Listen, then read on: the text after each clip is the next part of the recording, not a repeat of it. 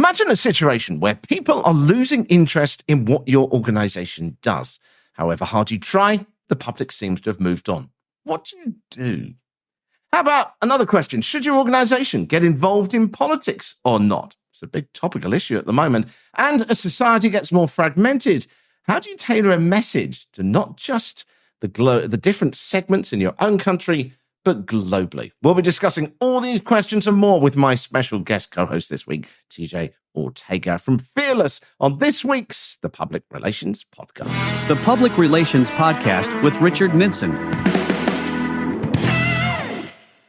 Well, I hope you're having a very good week so far. That was certainly an interesting discussion at the end of last week's episode on the fact that PR has a bit of a PR problem when we were discussing that with Amanda Prossier from Lightspeed PR. It's a phrase, this whole PR's got a PR problem that I've seen more and more recently. I don't know whether you have as well. Amanda is educating clients with her client training courses she was telling us about in the last episode, and also with that book that she's released, PR Confidential, which the whole goal of that was to try to demystify PR for the public. You know, she was saying last week, if you were hearing that one, she was saying how CMOs often come to her and say, well, I'm doing marketing. Why do I need PR?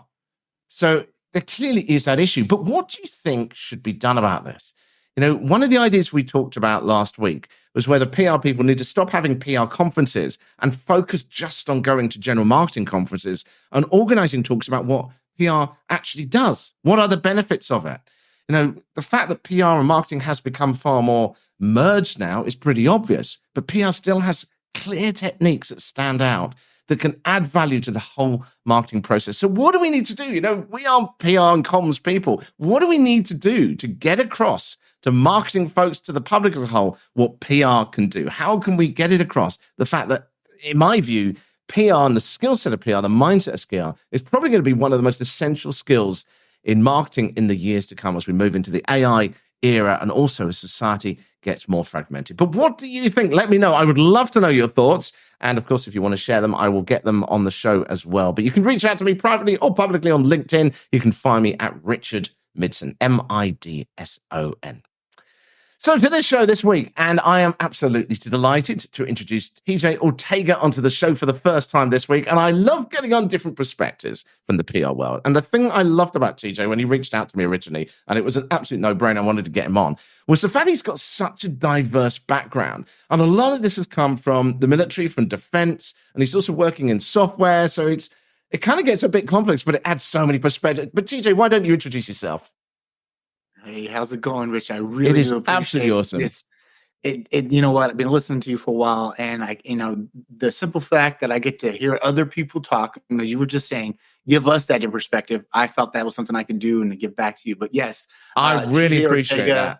I mean, this is the whole point of the show. If we can prompt other people's ideas, you know, and help inspire people, that's all. I'm looking forward to what you've got today. But yeah, tell us more. Tell us more about you. Yeah. So a little bit about me. Been working in the industry now for about 19 years. Believe it or not, started off in the U.S. Navy. I was a mass communications specialist where I was the guy taking photos of aircraft flying at me. And I decided that was a little too too weren't Tom Cruise. You were the years. photographer of Tom Cruise, basically, right? I was the one who made Tom Cruise look good. Absolutely. I like it. And, that's a PR person. Yes, absolutely. And decided, maybe it's time for me to get some education because I just joined right out of high school.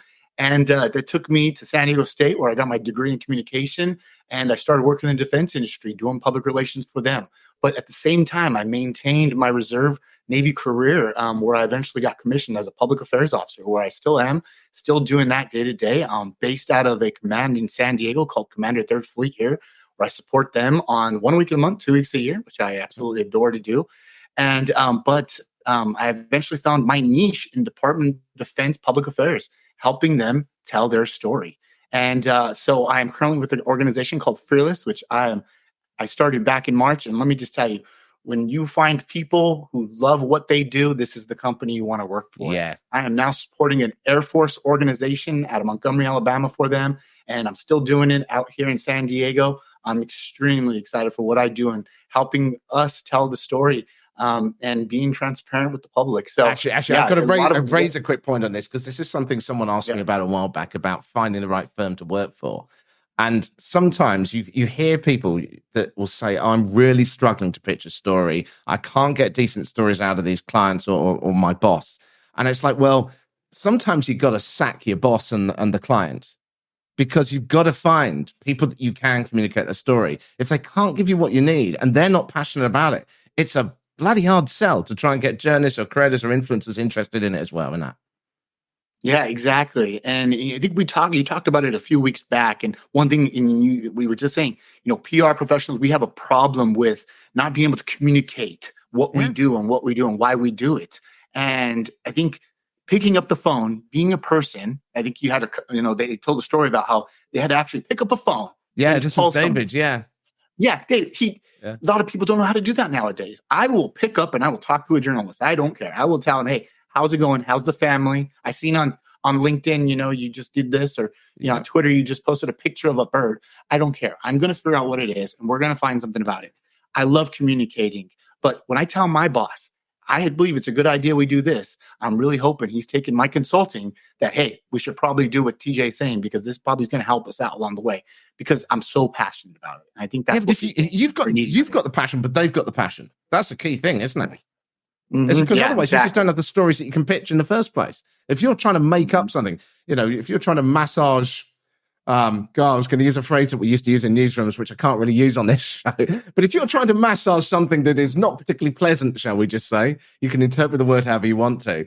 And there's only so much you can do. You've got to have something reasonable that you can work with, haven't you?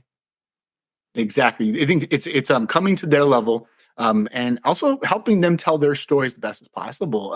They know what they want to say. They know that they want to put it in front of XYZ customers or in front of some vendor.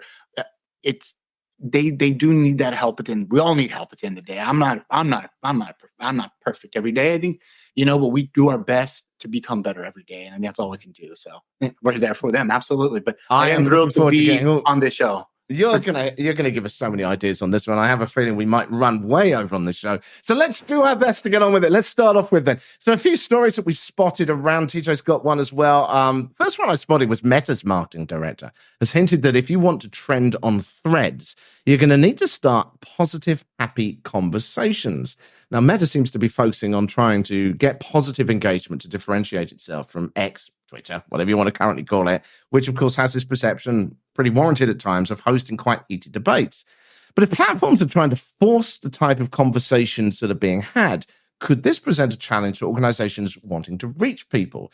The problem, of course, is that, like it or not, and I know this from my career as a news editor, is that people sadly do generally want bad news because it triggers us. It triggers dopamine in us. It triggers debate and disagreement. It makes us engage. It makes us want to join in those conversations. So if we're trying to start conversations, could this be a challenge? I mean, if we put it as bluntly, then are Threads basically trying to make it so that all you can do is put fluffy kitten videos on there? In which case, there are only so many fluffy kitten videos we can actually put on before we still get bought. In fact, I think that ran out about 20 years ago on Facebook, didn't it? The kitten videos. But I mean, well, yeah, it's working exactly. But it does raise this interesting question, though, that if platforms try to control the message, are we going to be able to reach people? I mean, what was your take on that story? I've got a few thoughts, but interested in yours. Yeah, Threads being that new platform, that new hip thing that they're trying to kick off. And, if you're an early adopter, you can become popular, you can become famous. Mm-hmm. But how do you do that? And with them saying that if you want to get to the top and you want to be popular, you have to be happy and go lucky and do proper reposts. I think it's going to take it away from what it's supposed to be and what you want it to be. It's a weird new platform. I'm on it. I think just because I wanted to see what it was about. I haven't put my customer on it yet, and I don't recommend it as just of yet. I'm still trying to learn it as well too. But what value will it add? I think that's what it's going to come down to. What value will it add to your life? What value will it add to your organization?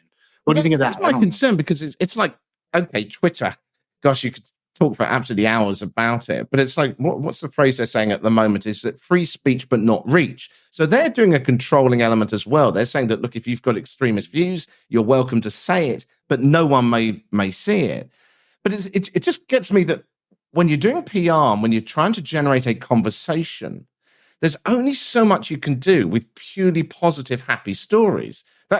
This is me thinking as a news editor. Yeah. Yeah. I think what we're really trying to do here is turn something into we're so used to. We're so used to Twitter, right? So they're, Yeah. they're trying to maybe, in an essence, try to turn this thing into what a Twitter could have been. And Twitter is great too. I still use it. My audience is on there, and that's why I use it. I have an audience of defense public reporters who are on there, and they're constantly using it. They're retweeting, they're putting their stories out on there. And so that's where they live. That's where I need to live too. Mm. Are they living on Threads? I don't know if I necessarily need to be there.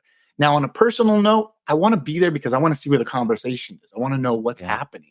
So I think Yeah, that and what requires people you are to be there as actually well, too. saying, because I think there's a danger of this as well, is that you're going to get a skewed view. Because if it's going to be too filtered, we're not going to know what people, even if we don't agree with it, we're not going to know what they actually think, which is crucial to be able to communicate with them.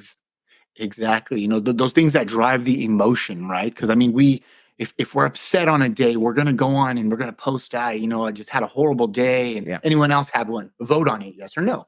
Are you just photos? Here's my kids playing baseball, what have you. It's become its own living, breathing thing. And then if you're now trying to adopt this positive attitude, or which I believe, I think everyone should have positive attitude, but that's just me. Yeah, we all want it to be. Don't we? I mean, this is a problem, though. Like with all PR and comms, frankly, isn't it? Is that we want things to be a certain way, and yet the reality, when you look at the real, I mean, it's one of the things with AI, isn't it? Is that we're seeing some of the ugly side of humanity, but the problem is that's the reality. And if we're going to communicate with people, we have to understand the reality, not what we want to believe is the reality. Exactly. And the reality is what we're making of it. So AI, I love everything that's coming out of it right now. I'm fully enthralled in it. And I've been using obviously ChatGPT in different ways. How can it support me? How can it help me? Obviously, I think a lot of especially a lot of your guests have mentioned that, you still need to tweak, it can write the news release. It's going to do what it needs to for you. But it's also been helpful with the social media world too. I think, hey, I need to do a social media post. Can you develop one for X, Y, and Z? How is that going to relate inside of Threads? And will it come off as positive? Likely it will, because a lot of what ChatGPT is doing is giving you that positiveness. So I'm trying to connect the two. But Threads being that product, I don't know if it's where organizations want to live or just let the people be where they want to be. But again, you're already getting the ads. So I don't know. That's a really interesting question. I wish I'd set up something beforehand, because it would have been interesting to try it right now, to pick a really negative story, put it into ChatGPT and say, can you turn this into a positive, and see what it does. I'll have to try that. That'd be something I'll put out on LinkedIn after this show. I think that'd be an interesting. You don't need ChatGPT. You need me. I can do that for you. I'm a PR professional. You give it to me. I'm not going to spin it, but I'm going to make it look good. Yeah, but the thing is, though, is that I find ChatGPT will come up with terrible stuff, but it's a bit like you said about this whole show. It's often it will prompt you. It will just give you that and it will open another door that taps into your experience as a PR comms pro, that you can then draw out what would actually work. So I find that I don't know, it'd be quite interesting that to sort of see what ChatGPT does and see whether you could actually use it, or whether your client would fire you after you tried to use what it came up with. If you're looking for how to do a positive post, pump it into ChatGPT. I think that's how we're going to get to the top of Threads. I think that story's telling us to do. So I think we'll hopefully help Meta out that way. Well, let's move on. Next story. You saw one about the NBA, and you think they've got a bit of a problem with communicating this new series that they've got within the main series, so to speak. You're the NBA expert. I'm not. Tell us. I wish I could say I'm the NBA expert. But you are compared to me. What is it they always say, that the expert is the person that knows more than everyone else in the room at the time, isn't it? Exactly. I really think, they've been, NBA, obviously, they have tons of games throughout the whole season. It's very similar to our Major League Baseball. You have tons of games going on. And they started this new in-season tournament. And if I don't have the actual answer, I usually reach out to my father, and I'm like, what is this in-season tournament about? And he tried explaining to me, and unfortunately, he didn't know very much about it either. And with as big as NBA is here in the States, and as big as it is in the world, actually, and NBA growing, I believe this in-season tournament wasn't properly actually communicated to the general public. I just didn't see it. I didn't see enough about it. All of a sudden, one day you have your team who's playing in this tournament, that they're going to win something extra. They're going to get extra money if they win. But again, I don't fully understand how the teams were broken down. Who were they playing? Was it a division based? There wasn't just enough information put out there. Now I'm not saying that it's completely a PR problem, but I definitely think there was a miscommunication between their audience, who is a sports watcher like myself, who could have better understood. And again, I still question a lot of things, these certain sports do. So, but that's interesting though, because even though you say you're not an NBA expert, you're someone that understands the principles of sports. And if you don't understand what it means, there's clearly a communication issue there. I mean, I think back to, exactly. I currently live in Australia, and there was this referendum about The Voice, which was about Aboriginal rights. And one of the biggest problems they had with this, whether you agree with it or not, was that people didn't really understand what it meant. It's a bit like with Brexit. When I was working in European politics, this was something I was heavily involved with. And it was really hard to explain something that complex. I mean, really hard. But it sounds like here you've got a fairly straightforward structure of how it's working, but it's just not got across. Is that what you're saying? Yeah, and I think that's something that, like, again, general sports watcher who should understand what's going on in this general tournament. And it honestly kind of turned me off. And in a way, I didn't actually follow in very many games now, because I'm just like, well, let's just wait till we get to the regular NBA season, where I think everything else is happening, where I can watch my team, the Denver Nuggets, go them to actually win another championship. So I think there was a bit of a miscommunication. I think it was a small miss. NBA still does a great job of marketing that organization and their teams, and especially the players, as much as possible. But again, for something so large, something with so much money behind it, I think there could have been a basic generic. Yeah, so a bit of a miss on that. But just explaining what it means, what's actually happening. And they may have gotten a little bit more of a watch, maybe on their their NBA app or what have you, on their NBA Plus app, so they can have more people watching it, better understand it. But again, it turned me off. I mean, I didn't pay attention. That's the problem. That's where it's all falls down.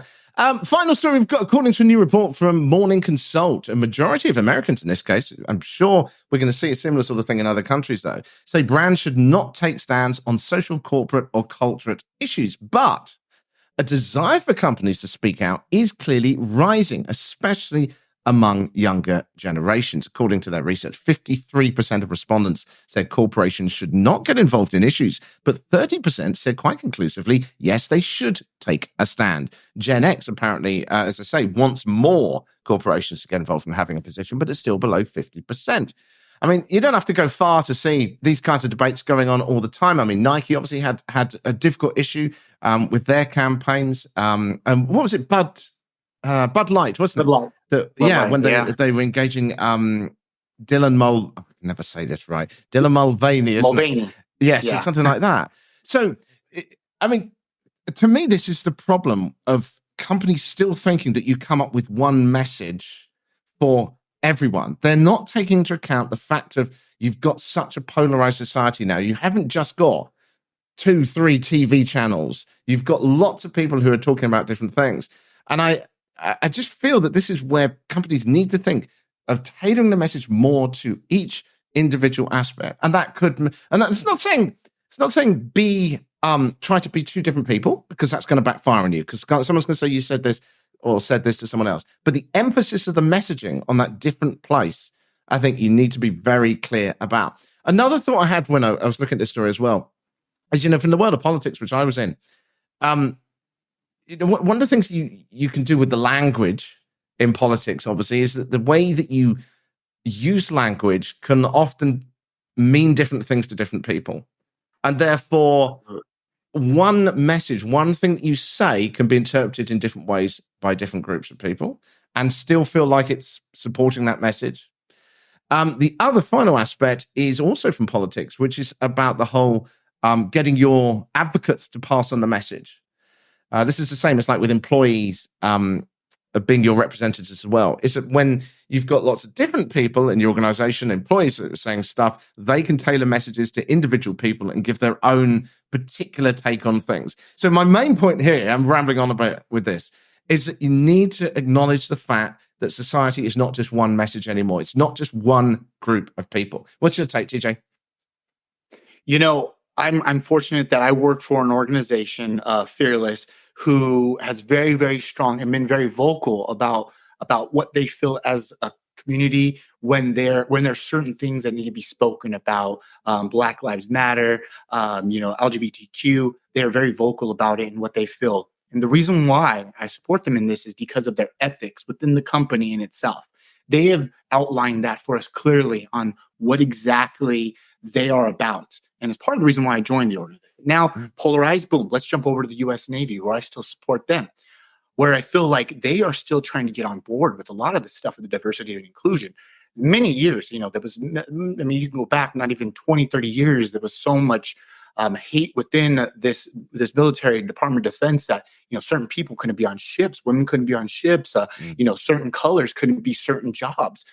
So I've seen it transform. And now I'm in an organization in the Navy where we celebrate Native Americans. We celebrate Black History Month. And everyone gets very much involved with it. And it starts at the top, right? It starts at what are our ethics and what does it mean? So, yes, really I'll answer anything, but yeah. Yeah, no, it's really interesting because what I kind of got from this report was the problem of the division of society. But when you come up with a message like Black Lives Matter or something like that, you're inevitably going to have, it's like going back to this AI point again, about some people are going to have views that we do not agree with, and yet they might still be our customers or our clients. So how do you make sure that the messaging that you're delivering doesn't upset a certain demographic? I learned this early on, right? So I was I worked for a company called Northrop Grumman, a large defense company here in San Diego and throughout the world. And I was working on this project, and it was a joint project with Canada. And I had to fly up to Toronto, and I had to meet with some media, and I put out a news release. And I was so excited about this aircraft that we were going to help them build. It was an amazing thing. And I just put it out in English. Little did I think I should put that out in French. Yeah. I didn't put it out in French. And the first PR guy who came up to me, he threw the news release at me, and he was like, why isn't this in French? Why isn't it just in English? He's like, we speak 2 different languages here. Yeah. And I was like, why didn't I think of that? And now it's about talking the language of who you're going to be speaking to. So again, if you're choosing a side, if you're going to be involved with the politics of the day and your company's going to talk about it, make sure you're talking the right language. Saying what you're saying is right. That's really interesting. It's interesting what you said about the military, okay? And the fact that attitudes have changed so much over the years. And yet, by the nature of society, you will have people who are older, who will have lived in a different time and will have a different perspective. So how do you tailor that message now? I'm kind of hypothesizing here, but how do you tailor that message when you've got such opposing, potentially, views? I mean, how do you it is a tough one, especially because, again, I'm going to consider myself a younger person still in the military, even though I've been in 19 years. I still, there's still people who've been in 30 plus years, and the things were done a certain way, and they still believe it should be done that way. I think it needs to change, and it just needs to change from the top, which we're starting to see. A lot of our higher authorities and leadership are starting to see the shift that, hey, maybe we should have a diversity and inclusion officer who can tell us about, a certain month of why we're celebrating, Native American History Month, or whatever month it may be that time, but to learn about it so we all become more educated. We need to be educated, and we need to be speaking the language. It's translating that into messaging that the whole gamut of people will be able to appreciate and not feel sort of threatened or whatever it is that they feel. And I think someone will always be offended. I don't think we can ever get away from not offending anyone. We're in a very You're not saying anything if you're not offending someone, yeah. Exactly. Again, I could post positive on Threads, but someone's going to find it negative.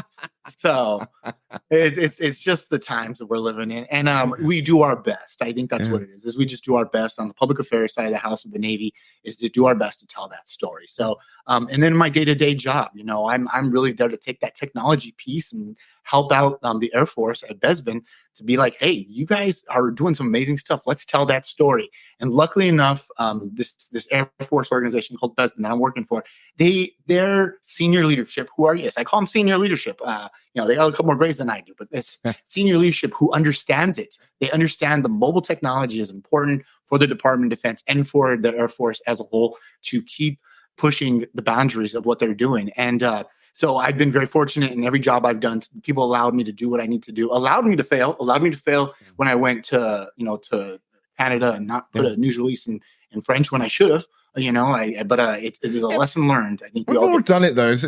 I still keep reminiscing about there was a particular situation in politics where I put out a press release, and even now I look back on it and I cringe, and I just span this thing so much that the first comment I got back from a journalist was, "I've never heard such spin before."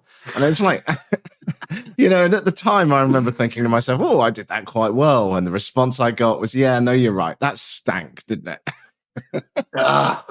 Cringeworthy moments. I think that's why people don't go when you see someone with their Facebook post from 15, 20 years ago. Did I really just say that? Yeah, exactly. We all change and we all try to get better every day. But let's talk. You are listening to the Public Relations Podcast on all good podcast platforms, and also now, as you've seen, we're doing a bit of an experiment on YouTube as well. Most people are listening to the show though, and you are very welcome to listen to this on podcast apps, just as you did in the past with the previous 5 series as well. But you're listening to me, Richard Midson, and the wonderful TJ Ortega, a communications manager at Fearless today. Still to come, we're going to be looking at what to do if people are losing interest in what you're doing, which is quite an interesting little case study we've got that's coming up. But first of all, I want to ask TJ about a campaign that he has been working on recently, something that he has found really interesting and innovative in what's going on, that he's learned stuff from. So what campaign have you got in mind, TJ? There's kind of it's kind of a two topic one, right? So again, started with this organization Fearless back in March. I was super excited to join them, and they put me on a contract where I'm helping the Air Force tell their story to the Department of Defense on why mobile technology is so important to get a lot of things into applications so the everyday user can help use it. So telling, can you give us a sort of example of what that is? Yeah. Yeah. So this organization in itself, they have the brightest minds in the Air Force working on mobile applications that are going to help the other organizations like the Space Force, the Navy, build out applications that their service members could utilize at the fingers of the tip. I have my phone right here, right? They can actually pull up their service record. They can pull up something that they need, a medical record, right then and there. Helping families find daycares because of militaries on bases, it's really difficult. So they're trying to find these little niches. But what I'm trying to do is open the aperture, and that's one of the communications campaigns I'm working on right now. Is how do we get out of the Air Force and get ourselves into the Space Force, to the Navy, to the Marine Corps? I want them to open the aperture, but then I want them to go bigger. Government, the CDC, the FDA. I want them to go bigger. And so I'm helping them with that. How can we go bigger? And it's groundwork. We're getting to trade shows where we're talking with people. We're at the Pentagon where we're doing the old school methods, because you know what? The old school methods worked for a reason. Yeah. And picking up the phone is still going to work to this day. So I am working on that day to day, and I'm just trying to help them tell that story. So we're kicking that off in the beginning of the calendar year, January 1. I have a content calendar being built out. I have a great communication specialist who's working with me, and she is hitting the ground running, old school methods. Just how I was. So you've got a sort of 12-month plan initially. So you talked about going out and doing events. So when you looked at the people that you're trying to communicate with here, who are presumably sort of purchases within those departments, how did you assess that, and how did you sort of think, okay, well, this is the way we have to communicate? You could go and put a tweet like we were saying earlier, and they might never read it. So how did you see what channels you need to communicate and what messaging you needed to use? Okay, so I'm putting on my West Virginia University professor instructor cap here. It's all about target audience. It's all about your target audience. Who is that person? Who are we going to communicate to? I had them sit down a couple days ago. I'm like, I want to know who at the Pentagon needs to see our stuff. Who at this vendor partner needs to see our stuff. Because guess what? We're going to follow them on social media. We're going to figure out what time zone they're in. We're going to post social media around the time they're going to lunch. We're going to hit it hard. You know what I mean? So it's about breaking it down to the very minimal scale is who is your target audience and how can we talk to them as best as possible. So talking, getting down to the very bare bones of just communication strategy 101. I mean, with these people as well, though, and I've been to these events where people are trying to pitch stuff at you all the time, millions of platforms. How do you stand out, though? I mean, I love your story. It was a few episodes ago, and you said you went to a trade show, and everyone has their gizmos, their gadgets, these lights, these amazing things. But what is making it stand out? It was one sign that got you, right? One sign that threw you up. Yeah. There wasn't a line of people, you went up and you say, what's your story? Tell me, how can we help you tell your story? And that's what is really going to come down to. Yeah, I mean, we're going to be at church, so we're going to be, obviously having a booth. And really, honestly, is we're using it as an opportunity to get the leadership out there to have those important conversations with the people that they need to. So having those strategic conversations, not just going from booth to booth, but hey, this person has this technology, this vendor partner has this software service that could be used to help the Marine Corps. Let's bring them on board. Let's get the Marine Corps in the same room and let's get them talking. So I'm helping the middleman become a better middleman. So is there a sort of core because one of the things with this is it sounds like it's really big in scope, and always the challenge with those sorts of projects is nailing it down to a message that someone's going to leave the room remembering, isn't it? So how are you? Yes. Although it sounds like you're also doing a lot of research just by the fact you're hitting the floor, you're trying to find out what those messages are that people need to hear. I mean, have you managed to sort of nail it down into something yet? I know it's very early days, so it might be putting you on the spot. Yeah. So there's some good tactics, you know what I mean? Champion stories, obviously, are a great one. Who have we worked with already who can help tell our story with us? Are they going to be at the trade show with us? Let's walk with them over to this booth and we'll have a good conversation. Or even have them put out a news release with our name in it. We'll repost it on our social media. Let's figure out the basic way, picking up the phone. They have some really amazing applications, again, that they've already built out. So it's pretty easy to show, hey, this is what we've done. We've already done it. And let's just keep helping it grow. Is it kind of ease of use? I don't know. I'm just interested because you've got such diverse, what is that sort of core line? It's like, it sounds to me like it's tough to sort of say we can do everything because everyone says we can do everything. So it's like, it's homing it into that, isn't it? And I was just curious as to what the kind of messaging these sorts of people within the defense and government sector need to hear. It's the differentiator, right? So obviously we're working in the defense world, so a lot of things are behind paywalls and firewalls. Is a security piece. How secure can we get that application through it? Well, of course, Besbin has a way. And again, I don't know if I even explained what Besbin is. So a business and enterprise systems product innovation. That's why I just use the acronym. And you trust me, in the military, it's all we use is acronyms. And I try to do my best to stop doing that. So this organization in the Air Force has that path, that pipeline of getting things through secure properly and the protocols done correctly. So that's the differentiator that we're making people know, is that we're making it easier, things from product, from process to product in a matter of just a month, 2 months now. So I'm probably overselling them there, but I know for a fact that they will appreciate it, that they know that their organization can support anything that the Department of Defense has for them. And then another interesting campaign, though, and to see kind of how it. I mean, this is one of the things with communications campaigns, isn't it? Is that they're always evolve. Well, more correctly, you fail when you don't evolve. Exactly. And here's the evolve, right? So here's the evolve. This is where I am in quick one communication strategy, but I have another communication strategy for myself. And this is within Fearless, my parent company who I work for. Again, they're a major software company with a lot of engineers, technical people who do design, UX, and they do some amazing stuff. But they also have a need for communication specialists and marketing people like myself to join set campaign or contracts to actually help them tell their stories well too. Because again, we can send a group of engineers to go build X, Y, and Z for this contract, but who's going to know about it? Do they have a communication specialist who could talk about it? They don't know. So I'm trying to find more communication specialists who go on these contracts to help them tell that story. We bring a special product, and that's telling stories for these organizations. So I'm really got excited a really big job here. I don't know how you find the time. Yeah. I mean, you were telling me earlier, we won't go into now because we're running out of time, but you were telling me earlier how you've just been coaching your son's baseball team as well. And it's like, where do you find the time? I don't know. Don't know how you do it.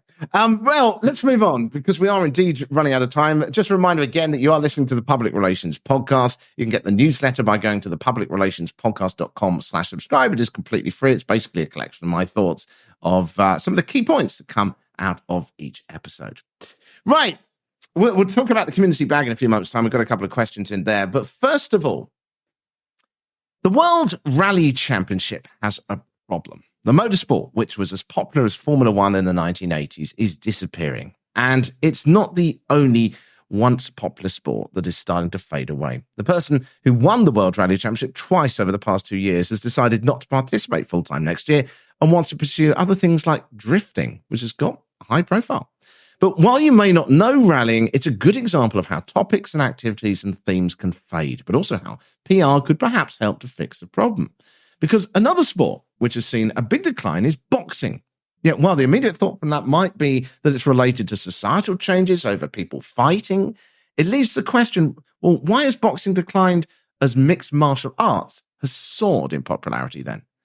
If the issue isn't the sport, but the packaging, the branding, the messaging, and the conversations around it, then PR and comms should be able to help.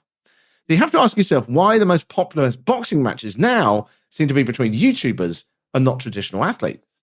So today we're going to do something just a little bit different. We're going to see if we can brainstorm a way to turn around the public image of a declining sport or an activity. So what sort of things can be done? I mean, I know, TJ, you don't have rallying particularly in your country, but you've got lots of sports. You've got lots of sports, though, which have kind of had their heyday, and activities which have had their heyday as well. And I think some of the core things come into this. So for me, for example, one of the things with rallying is that I saw when I went on to Reddit, I saw that the fans were talking about the experience. They were talking about the gloss, the feel, the excitement, the media around it, the interaction.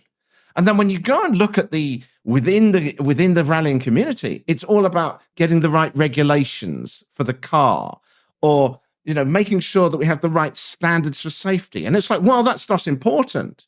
It's missing the point of what the fans want. And I think this is one of the problems. You've got MMA where I knew I'd forget his name. The bald chap. What's his name? Conor McGregor. No. Sorry? Conor McGregor. No. The guy who runs it. I knew I'd forget it. Oh, not Dana White. Dana White. Yes, Dana White, right? Dana White came along and he knew what encapsulated the excitement for the fans. He's built a sport for the fans, not for the competitors, for the fans. And I think that's true with any kind of activity that is fading, is that it's lost the focus on what the fans want with it. So that's my first takeaway. What do you think on that? I think we need a Netflix series.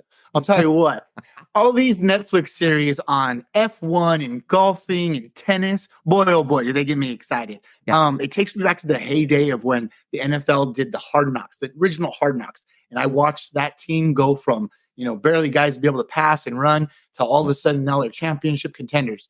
And you're taking that story. They're telling stories. And Netflix is doing an amazing job with that. And I'll plug them for that because the simple fact is, I barely watched F1 up until recently, but then I started watching the Netflix series, and it came to Las Vegas here, and we were all excited. Americans were excited. F1's back, and it's going to be in Las Vegas, and then it was a kind of a PR nightmare. Yes, yeah, there were. We won't go down that. Yeah, we'll leave that one for the moment. Yeah, but it was a story behind it that grabbed you, wasn't it? Yeah, and I think HBO still does some of the boxing series for certain fights that are coming up. I know Canelo is one of the larger fighters out there, and they follow him tremendously. And it's about telling the story. I think that's what they really need is where is their audience living, and do we need to make a Netflix series for them? Because I think that might help. So I think that story aspect as well. Because one of the things that struck me about MMA is they've had these various different series of kind of they call it the Contender or something like that, but they basically have young upcoming athletes.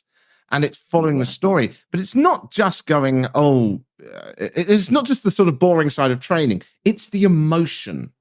And I think that is missing from a lot of one of my problems with boxing is that you just don't have the personalities like Tyson. Well, you never really had that many of them that work in a modern era. You had people like Tyson. You had some sort of well-known people.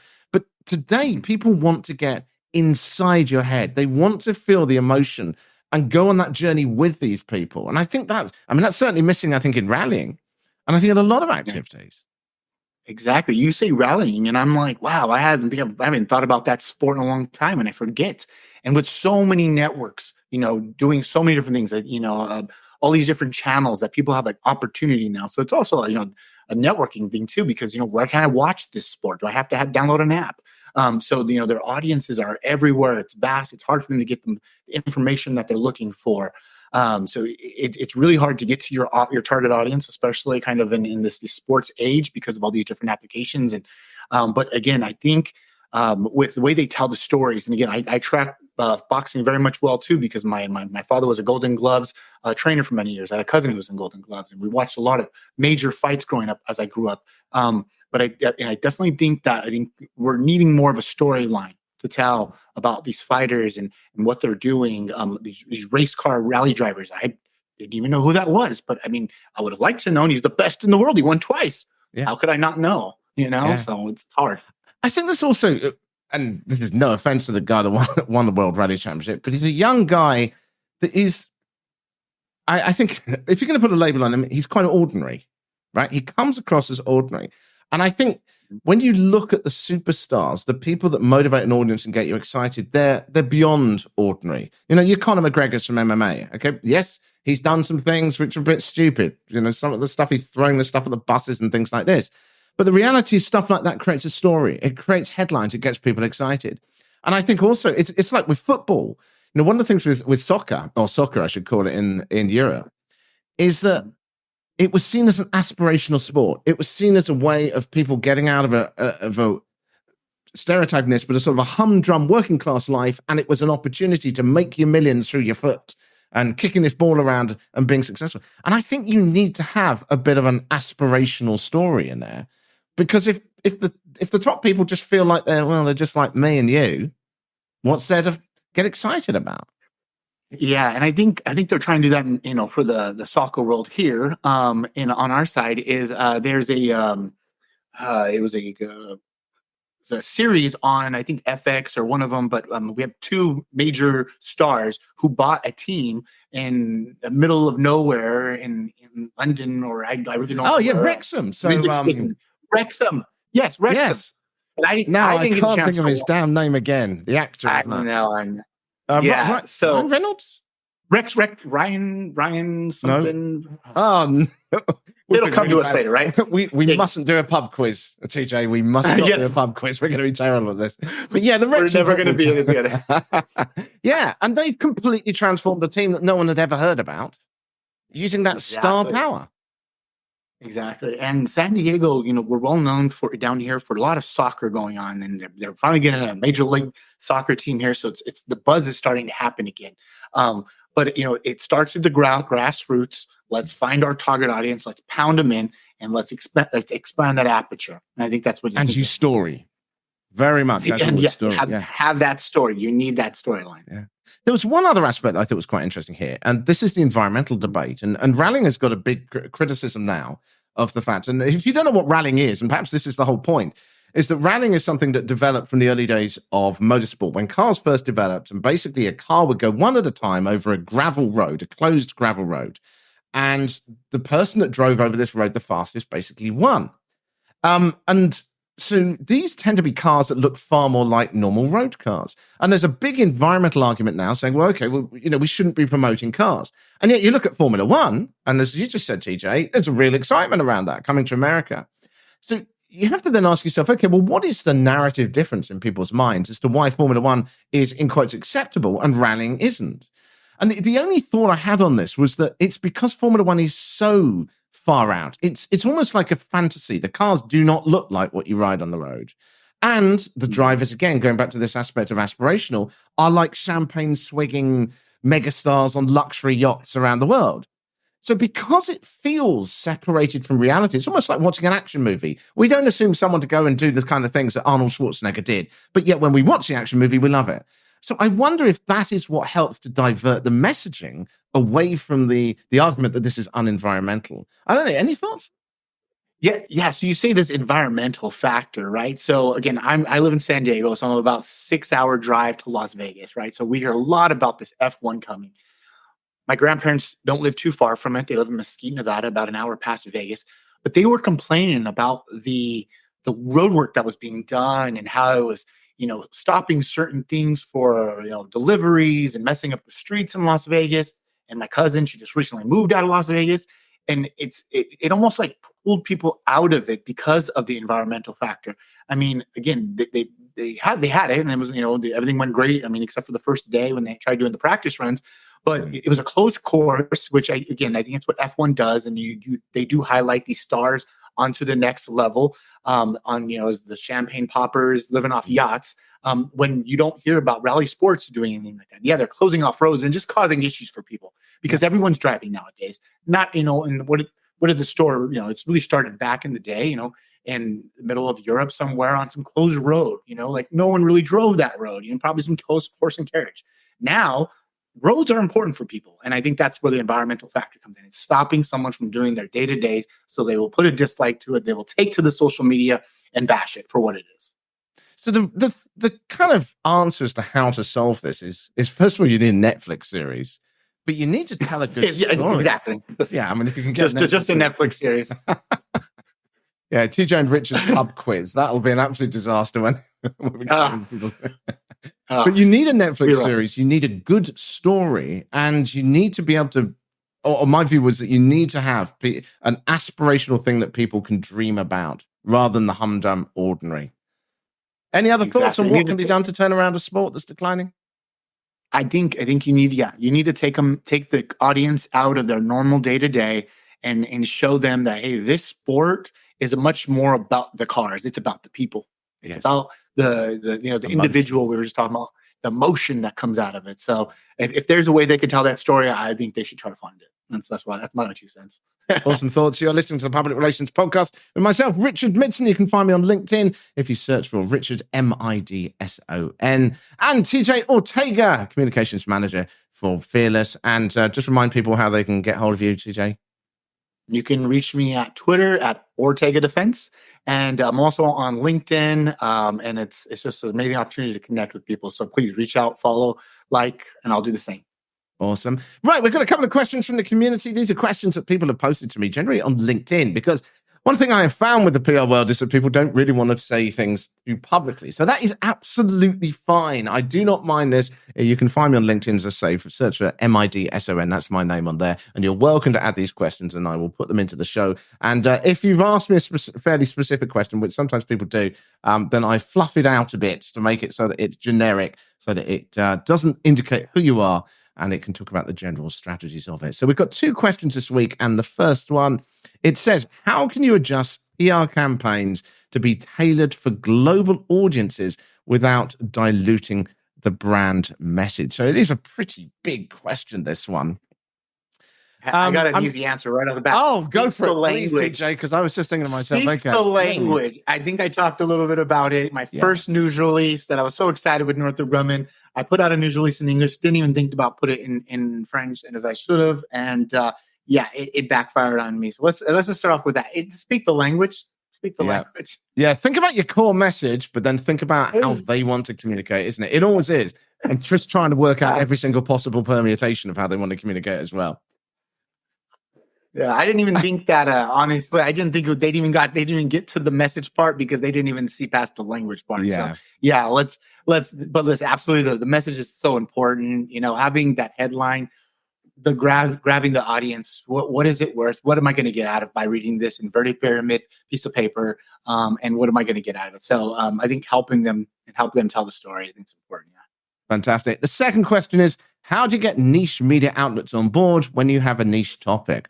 Well, the answer to this is to deliver, once again, what they need. What are they talking about? What is the angle that they're interested in? If you go, from my point of view, thinking as a news editor again, if you give me a generic story and I'm in some trade magazine about, I don't know, travel or something like that, and you give me some generic story which could apply to anyone, it's not going to jump out at me. You've got to tailor it to what I need. And then the other thing as well, a bit like TJ was saying earlier, is that reaching out to journalists, making a connection with them and showing that you understand an issue. Also, the another thing is don't just be pitching stories at journalists. Help them out. We had on John Woodruff a while back from Two Tone in Amsterdam, and I love his whole approach to how he works with journalists. They're not journalists that he's pitching stories at. They're friends that he's talking to every day, having conversations about it. And that's the approach that I think you need to have, particularly in the niche area. And by having those strong relationships, you've got a much, much better chance of getting coverage. Oh, and get the tattoos. Getting the tattoos, I think, of the tattoos. Oh. Yeah. I love that episode. It was a good one. Seriously. I work in a niche area. The Department of Defense, the reporters who work in it, it's a close-knit group. The people who do and write the stories that help tell that story, they're looking for their angle just as much as the next. One of the first things I learned from my first mentor when I started doing public relations in the defense field was, let's go meet the media. Let's go see who they are as a person and learn about them. We'd go to coffee shops, we went to lunches, and I knew who they were. And I built that relationship. I built that rapport where I was able to have the conversations, frankly, about things that were happening within my organization, where I was able to feed them, hey, this is a story that's upcoming. And I think your outlet would be perfect to tell the story. So I helped them tell that story, and I helped them build their credibility as a journalist, but also help build my own reputation within the organization as a communicator. And I think that that's where we all, we're here to help each other. Let's just make it easier on everyone. So finding your niche, but be helpful. Be helpful. Be genuinely helpful. Don't just pitch a story at them. And also, certainly don't start off with a bad story. Because if you're just going to label yourself as being useless from the start, if exclusives are good too. Sorry? Exclusives are great too. Yeah. You want to give them an exclusive. Oh boy. Let me tell you, you'll grab some ears. Yeah. I mean, you've always got to be slightly careful with that. You're not going to upset anyone else. But in terms of getting that first connection, nothing better, is there? Awesome.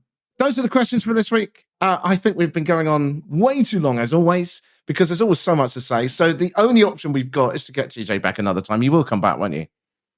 Absolutely. So I'm here for you. I'm here to help with anyone's needs. Please, this has been amazing. You're doing a great job with this podcast, by the way. I think everyone's loving it. And we'll keep pushing it out to our small knit group of people who really do care about public relations. Well, thank you so much. I mean, it is like we were saying before we even started recording today. I think the main thing for me on this show is that hopefully, even if we're not talking about a specific thing that relates to what you're doing, hopefully it will help to trigger ideas on strategies you can apply to the techniques that you're working on every week. Let me thank TJ once again, Communications Manager at Fearless. Go on, TJ, just very quickly remind us where we can get hold of you. Absolutely. You can find me at Twitter at Ortega Defense, or you can find me on LinkedIn by simply searching my name. And I look forward to connecting and following all of you. Awesome. And of course, me, Richard Midson, MIDSO on LinkedIn as well. There's just a couple of things just to run. Oh, that's the wrong slide if you're watching on YouTube. But if you're listening on audio, you didn't notice that. There are 3 things I would just round up very quickly. If you're running a campaign, do let me know what you're up to and a little bit about it so that I can give you a plug in the show. You can reach out to me on LinkedIn, as I said a little bit earlier. Number 2, if you'd like to be a guest host on the show and want to introduce yourself to everyone, then head to the publicrelationspodcast.com. You will see a link in the menu at the top there that says the word guest. It has all the details about how you can get involved in it. And as I just said there, talking to TJ, I want to get as many different perspectives on as we can. If you are an expert in influencers, then let's talk about politics. If you're an expert in politics, let's talk about influencers. Let's try and really shake things up and try and get new ideas on ways that we can approach comms. And finally, just a reminder that I'm still working on the prology.com project. It will eventually get there. Just need to find some more time in my life to be able to do this. But it will come along as soon as it can. So you can always check that out at prology.com. Whatever campaigns you are working on this week, have an absolutely awesome week. Keep me up to date with your successes and the things that you're learning as well. I'd love to hear from you. And I will speak to you very, very soon with the next episode.